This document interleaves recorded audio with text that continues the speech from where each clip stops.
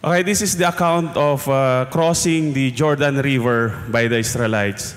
But before we proceed with this specific topic on the Jordan River, let's go back to, that's my title, crossover. Let's go back to Egypt. Journey back muna tayo sa Egypt because I will connect the crossing of the Red Sea, then the crossing of the Jordan River. So, sino po nakakaalala kay Joseph in the Old Testament?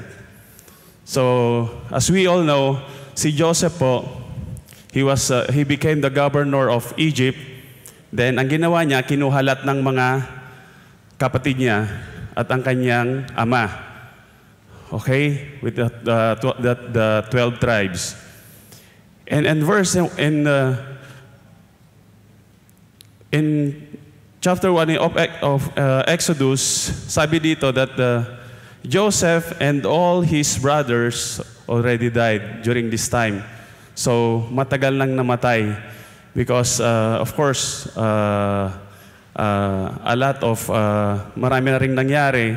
And a new king came in power in Egypt. Bago na po yung hari ngayon ng Ehipto. So, ano pang nangyari because of that? At hindi po kilala ngayon si Joseph. And because of that, nagkaroon ng threat yung mga Egyptian dahil padami ng padami ang mga Israelites in the land of Egypt before. So sabi niya, dumadami ang mga Israelites. Baka pag nagkagulo, kumampi sila sa iba, lalabanan tayo, matatalo tayo, then wala na tayong kapangyarihan. So, ang ginawa po ng the Egyptians, especially the king, pinagmalupitan po ang mga Israelites. Sabi rito,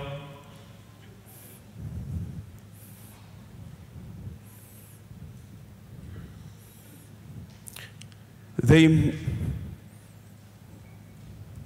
made them suffer with hard labor.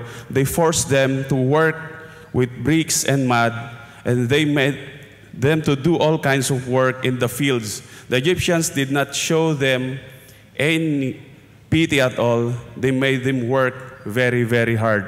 So ganun lang po. Yun yung strategy nila. Pinatrabaho nila in all fields, ginawa nilang alipin ang mga Israelites. So what happened? Nung ganito yung pangyayari, the Lord said, nakita ko yung mga ganitong kalupitan ng mga Egyptians sa aking nasyon na Israel.